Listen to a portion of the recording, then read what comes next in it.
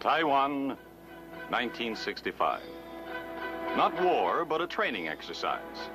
This one, codenamed Operation Sky Soldier, is typical of those conducted by the government of the Republic of China.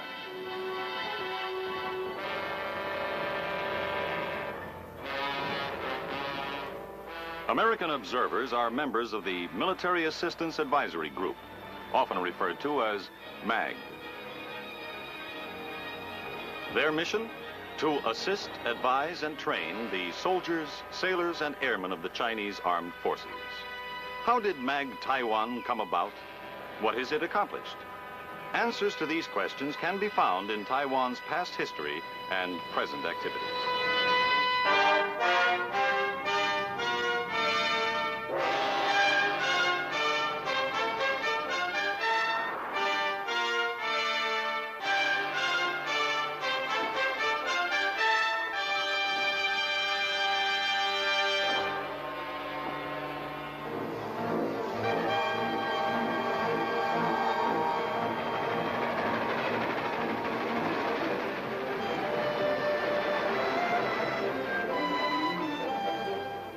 Ilha Formosa, or Beautiful Island, it was called by early Portuguese navigators.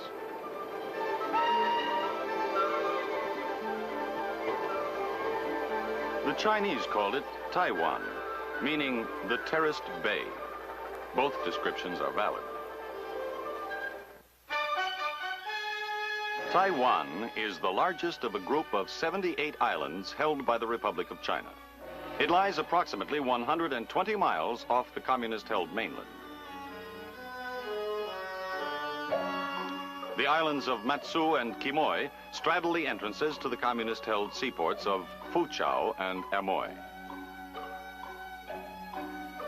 The wind-swept Penghu Isles, also known as the Pescadores or the Fishermen, are located at the southern tip of the Taiwan Straits.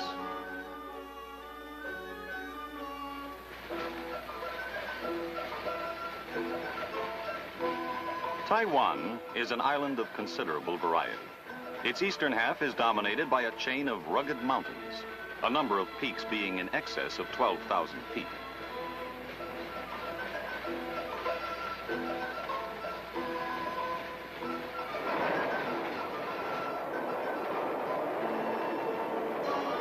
To the west of the central mountain system lie flat and fertile plains, ideal for the cultivation of rice, sugarcane, and pineapples, the island's most important crops. The majority of the Taiwanese live in the quarter of the island that is suitable for cultivation.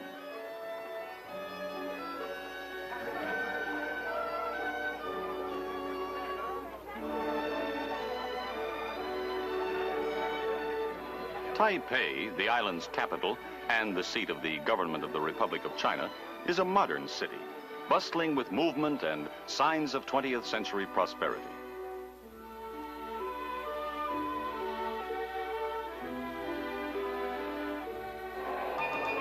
Despite the modern aspects of the capital, the citizens of Taiwan maintain their ties with age-old customs. Festivals are unmistakably Chinese, loud with gongs, drums, and firecrackers.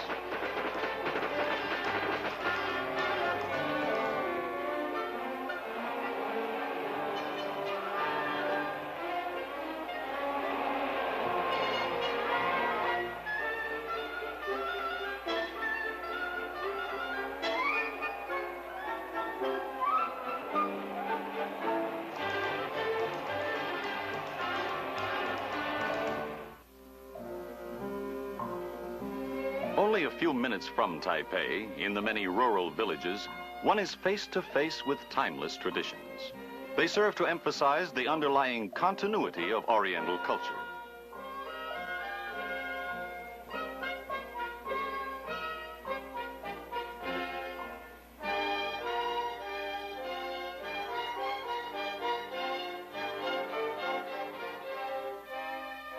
Taiwan's early history is a series of wars, rebellions, and invasions.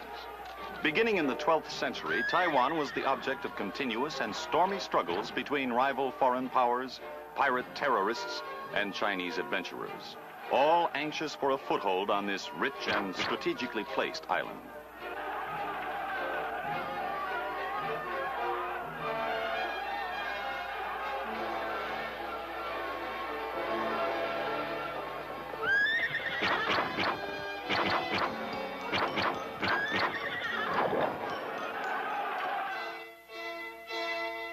It was not until the 17th century and the arrival of Koxinga, an almost legendary figure, that Taiwan began to acquire a measure of stability.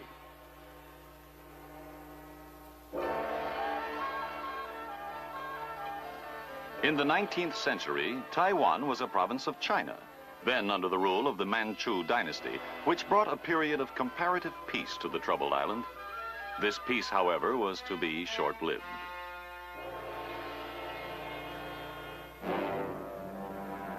In 1894, Japan declared war on China.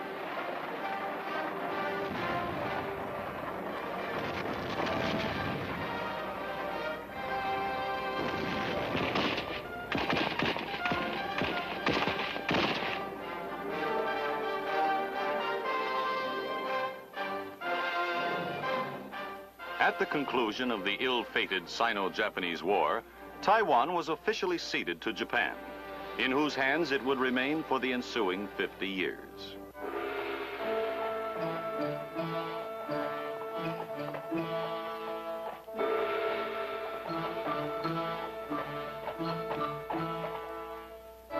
During the 1930s, Japan built a number of military bases and training camps on Taiwan, and during World War II used them as a springboard for attacks against China, Malaya, Hong Kong, and the Philippines.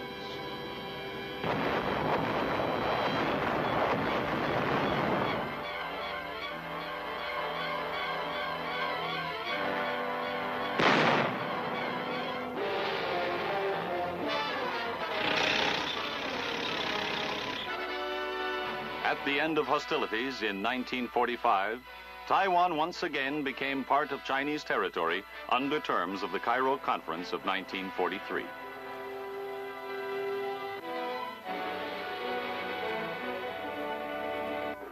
But on the Chinese mainland, the military situation was rapidly deteriorating.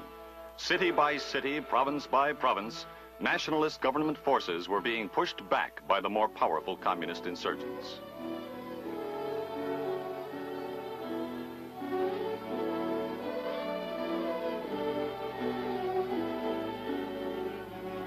Finally, in 1947, the Chinese government was obliged to evacuate the mainland entirely. It withdrew to Taiwan and the offshore islands, and thus began one of the great migrations of modern times.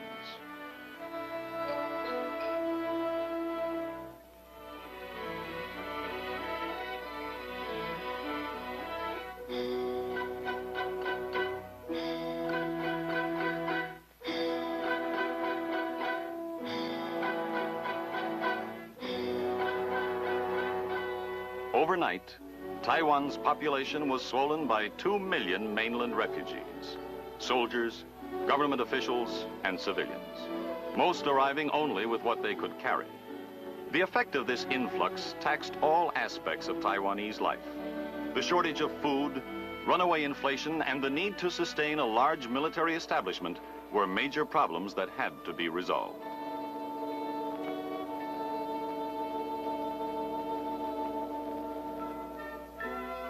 The government immediately began a program of rural land reform. It proved so successful that within 10 years, the yield per acre of rice alone would increase by 41%.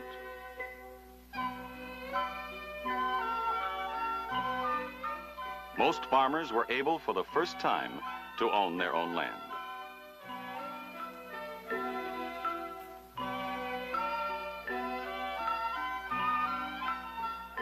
There is no doubt that the foundation of Taiwan's prosperity has been the land reform program. It has dramatically increased farm production by encouraging private incentive.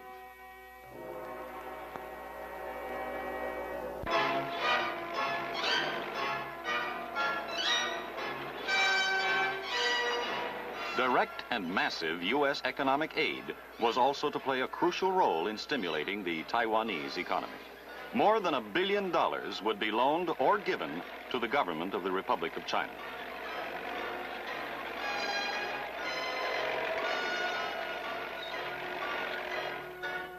Today, Taiwan's prosperity is second only to Japan's among the countries of Asia. Proof of this surging economy is the fact that in 1965, the United States was able to discontinue its economic assistance programs to Taiwan.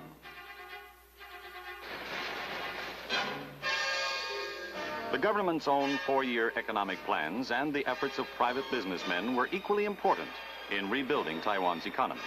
Exports would double during the 1950s and would double again in the early 1960s.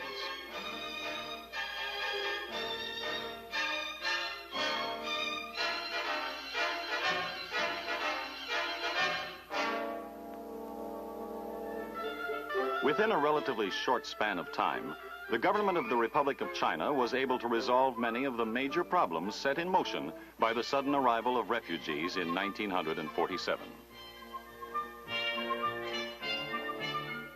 Eventually, the government would be in a position to eliminate the ancient specters of unemployment and disease.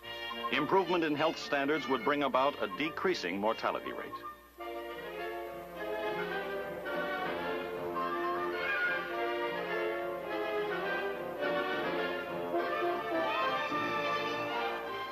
By 1950, the new prosperity was evident. But the island was soon to become more than just a symbol of free enterprise. Events in Korea would reinforce Taiwan's position as an important link in the free world's chain of defense.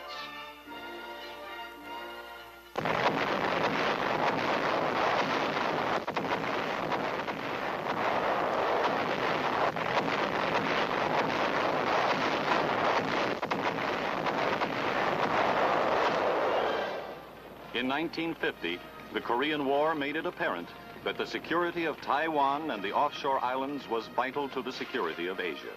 Their loss to the communists would critically weaken the free world's defense perimeter in the Pacific.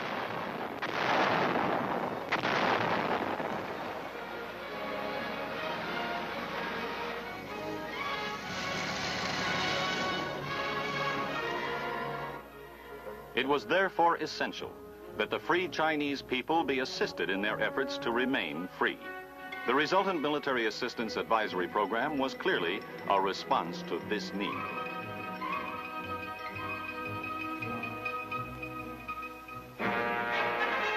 The first MAG mission began operations on Taiwan in 1951. After an initial survey of nationalists' needs, they immediately launched an extensive program. American officers and enlisted men began working directly with men of the Chinese armed forces at higher headquarters. Extensive training programs were initiated in tactics and operational techniques. Advice on management and staff procedures were intensified at all echelons. During this period, hundreds of Chinese military personnel were sent to the United States for specialized training. Mobile training teams introduced the new equipment, which had begun to flow in at an ever-increasing rate.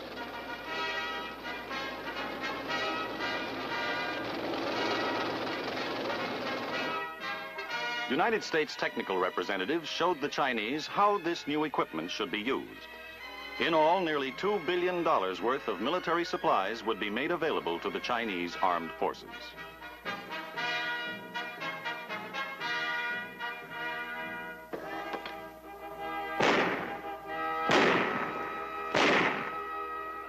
The courage and effectiveness of the Chinese soldier was dramatically demonstrated on the 23rd of August, 1958, when the communists opened fire on the offshore island of Quemoy.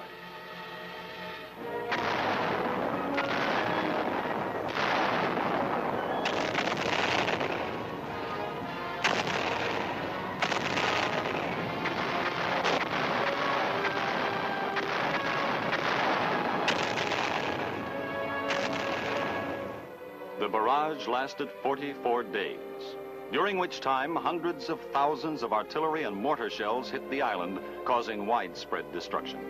In many cases, entire villages had to be abandoned. The American response was immediate. On August 27th, President Eisenhower stated that the islands of Quemoy and Matsu are more important to the defense of Taiwan now than they were 3 years ago. This was followed by a joint communique issued by the United States and the nationalist Chinese government declaring that under the present conditions, the defense of the Quemoys, together with the Matsus, is closely related to the defense of Taiwan and Penghu.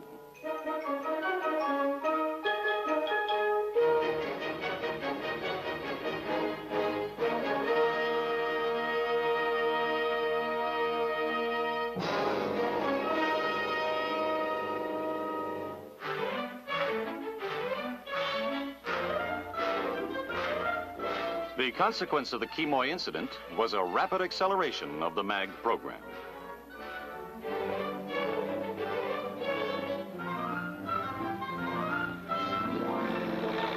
Additional military supplies were sent to Taiwan and the offshore islands to counter the strong communist buildup on the mainland.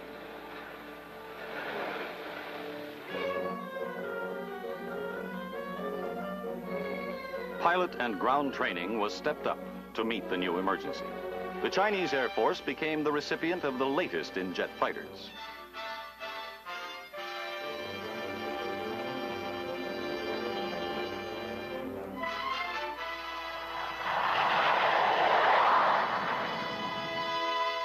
Missile bases were established and armed with powerful Nike Hercules missiles.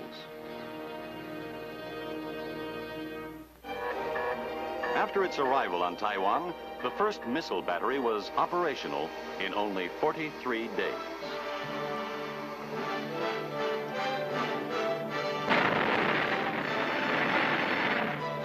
The Chinese Navy was strengthened by the acquisition of new vessels and the activation of training installations, depots, and shipyards.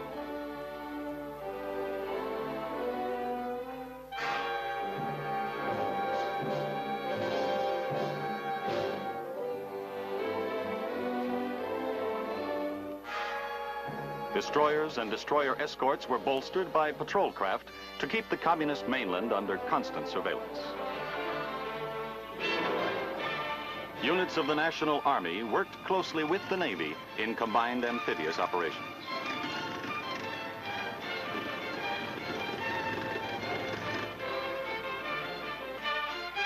Special emphasis was placed by MAG on the training of frogmen.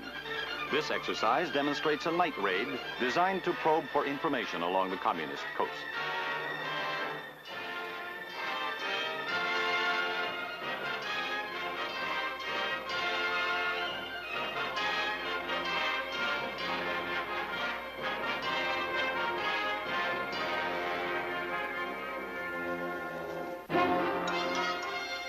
The results of these efforts have been impressive.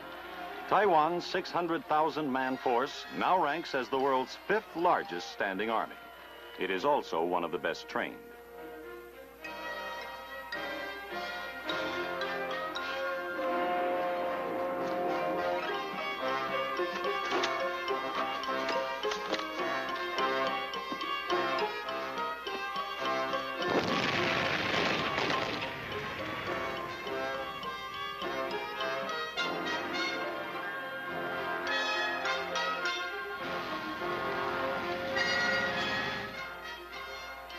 United States advisors assigned to MAG continue to work closely with their Chinese counterparts. Their work encompasses all facets of military activities. These men at an infantry school face a series of obstacles designed by United States advisors. They are similar to those that are used in American installations.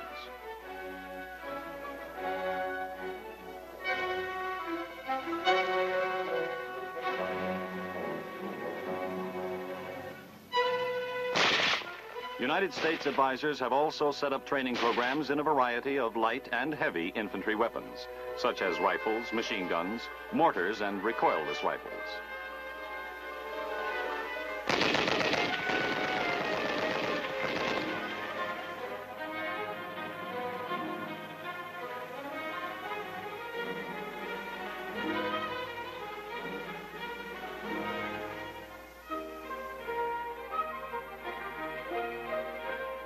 At the artillery school outside Tainan, United States advisors conduct courses in basic artillery procedures.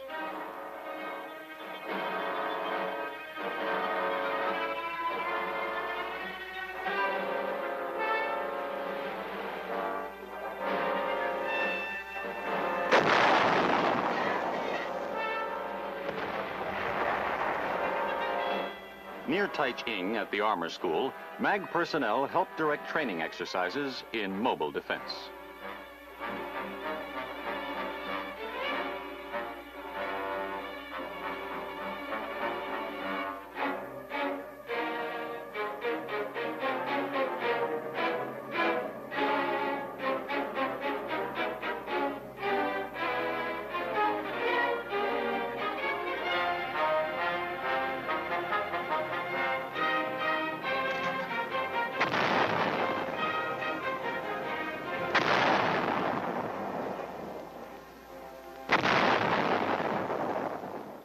Chinese soldiers working with United States Ordnance Advisors have created a large automotive base depot near Taipei.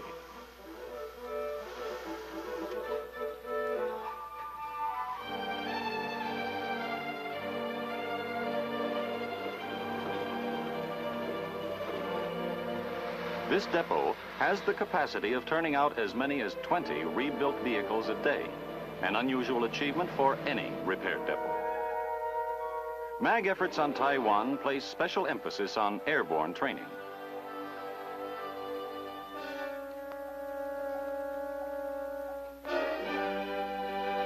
At the Chinese Airborne Training School near Pingtung, a United States airborne advisor supervises correct landing techniques.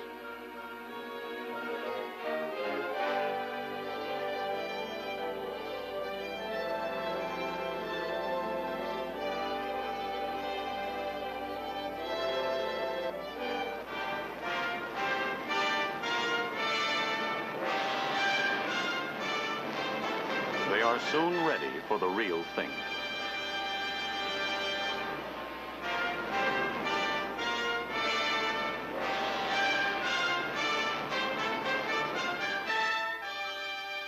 Out of such exercises grows a natural respect between United States and Chinese military personnel.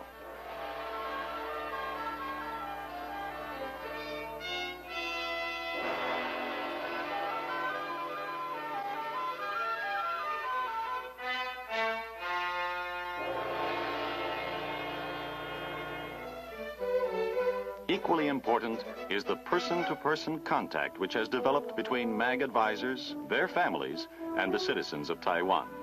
It has accounted for many lasting friendships.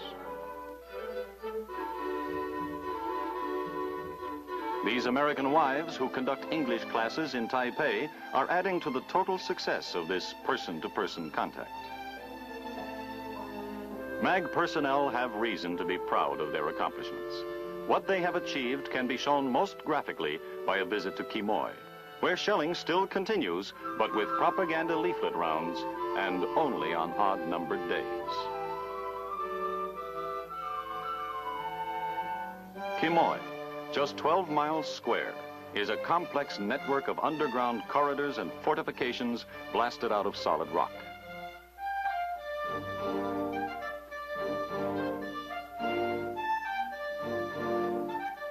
This tunnel leads to the office of the Chief of the Defense Command Advisory Team.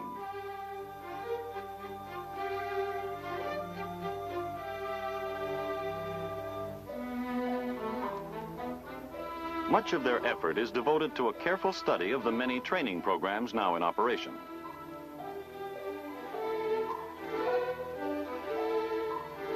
Intensive refresher training in an area so close to enemy positions is an important part of the MAG program.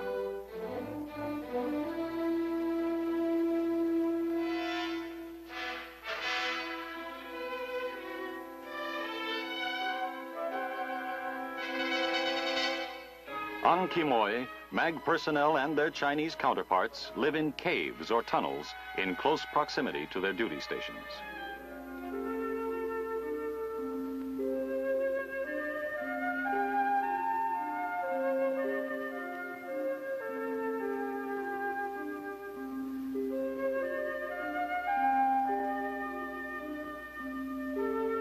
But even in this labyrinth of underground passages, daily routines and duties are followed as they would be in any other military establishment.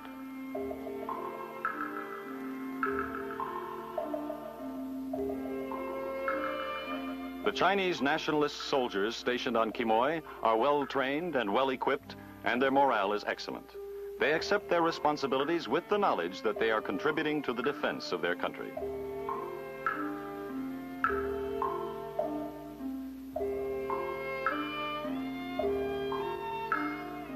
From Quemoy, MAG advisors make regular inspection trips to other islands in the Taiwan complex, some lying only a few thousand yards off the communist-held mainland.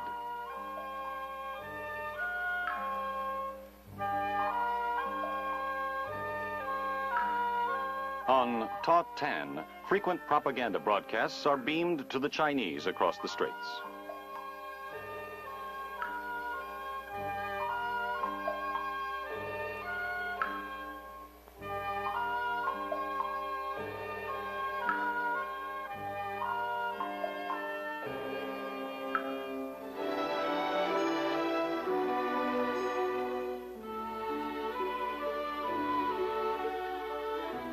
Cargo planes are also used to carry such items as rice and leaflets on airdrops over the mainland.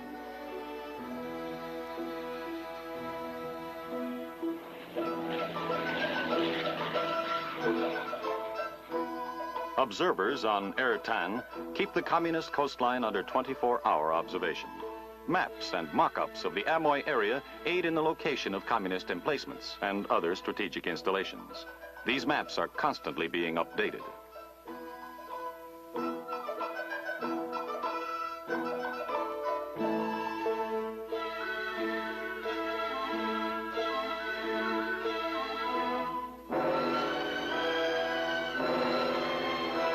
What else the nationalist soldiers are likely to see in the near future, no one can predict with any certainty. But one thing is quite clear. The defense of this island and the others in the Taiwan complex will continue to depend on the strength and ability of the Chinese armed forces. And because a part of their military effectiveness is a direct result of MAG assistance, we are all indebted to the thousands of Americans who have served with such distinction as members of the Military Assistance Advisory Group.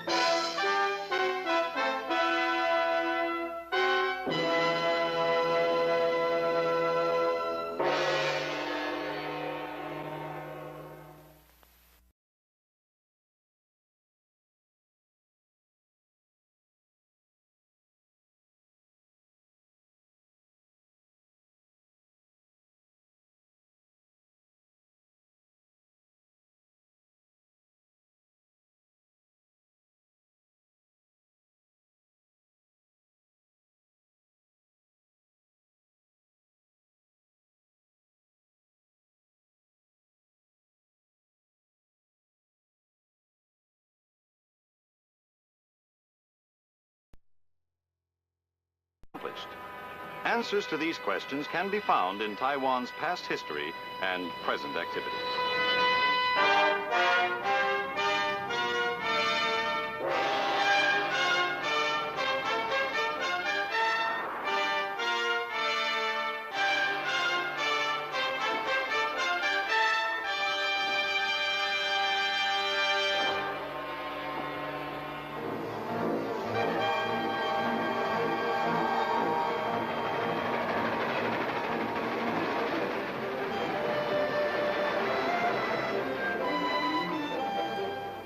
Ilha Formosa, or Beautiful Island, it was called by early Portuguese navigators.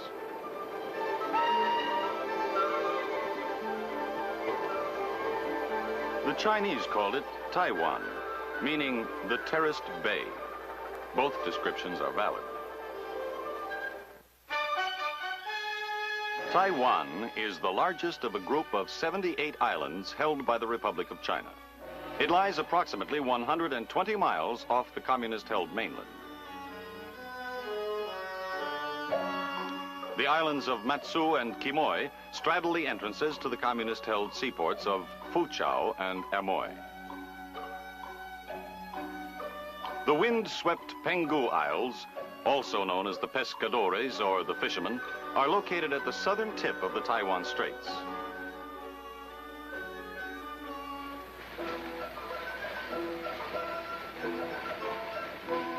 Taiwan is an island of considerable variety. Its eastern half is dominated by a chain of rugged mountains, a number of peaks being in excess of 12,000 feet.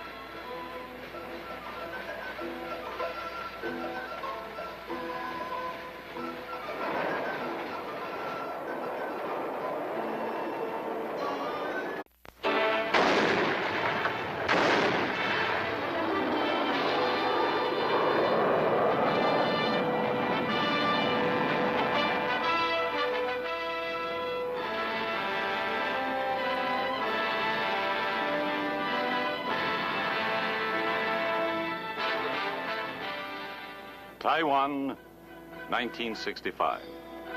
Not war, but a training exercise. This one, codenamed Operation Sky Soldier, is typical of those conducted by the government of the Republic of China.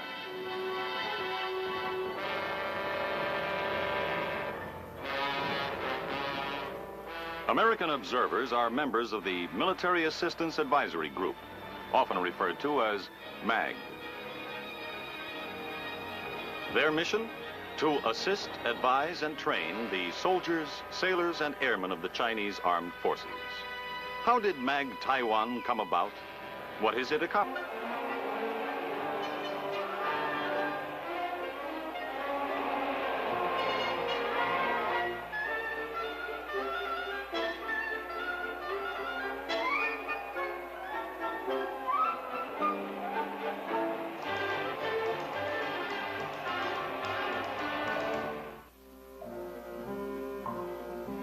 Only a few minutes from Taipei, in the many rural villages, one is face to face with timeless traditions.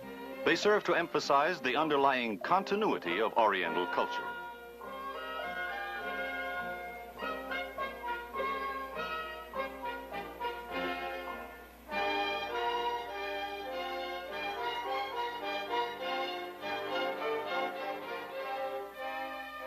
Taiwan's early history is a series of wars, rebellions, and invasions. Beginning in the 12th century, Taiwan was the object of continuous and stormy struggles. To the west of the central mountain system lie flat and fertile plains, ideal for the cultivation of rice, sugarcane, and pineapples, the island's most important crops. The majority of the Taiwanese live in the quarter of the island that is suitable for cultivation.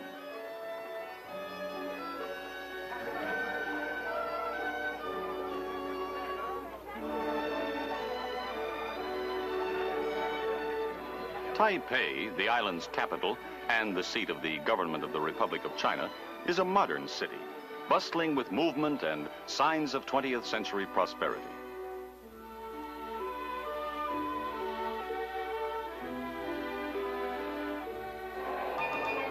Despite the modern aspects of the capital, the citizens of Taiwan maintain their ties with age-old customs. Festivals are unmistakably Chinese, loud with gongs, drums, and firecrackers.